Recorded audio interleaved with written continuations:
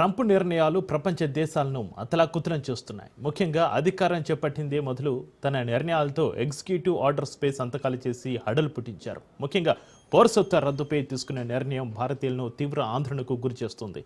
అమెరికాలో ఉంటున్న ప్రవాస భారతీయుల పిల్లలకు దక్కే పౌరసత్వంపై ఎంతమేర ప్రభావం చూపుతుందని ఆందోళనలో ఉన్నారు. మోడీ టూర్తో ఎగ్జిక్యూటివ్ ఆర్డర్స్పై ట్రంప్ వెనక్కి తగ్గుతారా? ప్రవాస భారతీయులకు ట్రంప్ ఉపశమనం కల్పిస్తారా?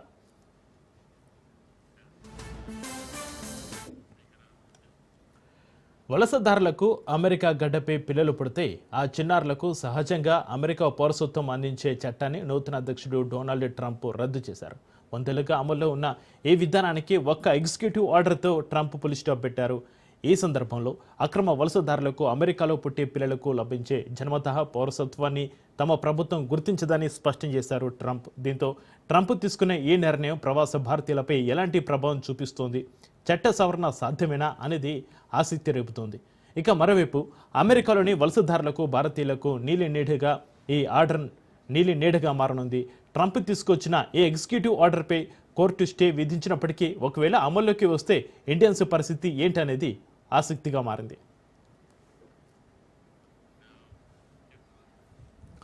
ఇక యుఎస్ చట్టాల ప్రకారం ఆ దేశ పౌరులకు పుట్టిన వారికి మాత్రమే కాకుండా అమెరికాలో జన్మించిన ప్రతి ఒక్కరికి అక్కడి పౌరసత్వం లభిస్తుంది.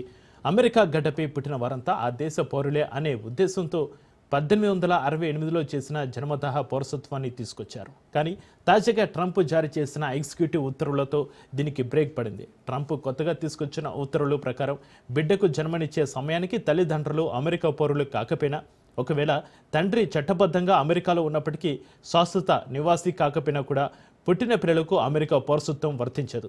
తండ్రి శాశ్వత నివాసి అయినప్పటికీ తల్లి తాత్కాలిక వీసా మీద అమెరికాలో నివాసం ఉంటున్న పౌరసత్వం వర్తించదు.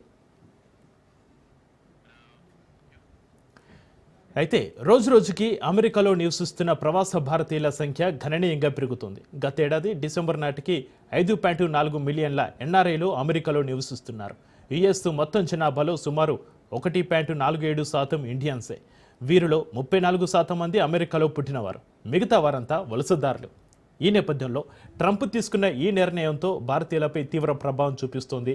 తాత్కాలిక వీసాపై అమెరికా వెళ్లి గ్రీన్ కార్డు కోసం వేచి చూస్తున్న వారికి పుట్టిన పిల్లలెవరికీ కూడా అమెరికా పౌరసత్వం లభించదు.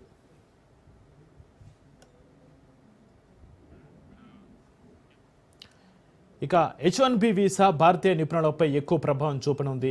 ఇప్పటికే గ్రీన్ కార్డు రాక ఇబ్బంది పడుతున్న చాలామంది భారతీయ వలసదారులు, వారి పిల్లలకు కూడా అక్కడి పౌరసత్వం రాకపోతే గ్రీన్ కార్డు జారీ ప్రక్రియ మరింత ఆలస్యం అవుతుంది.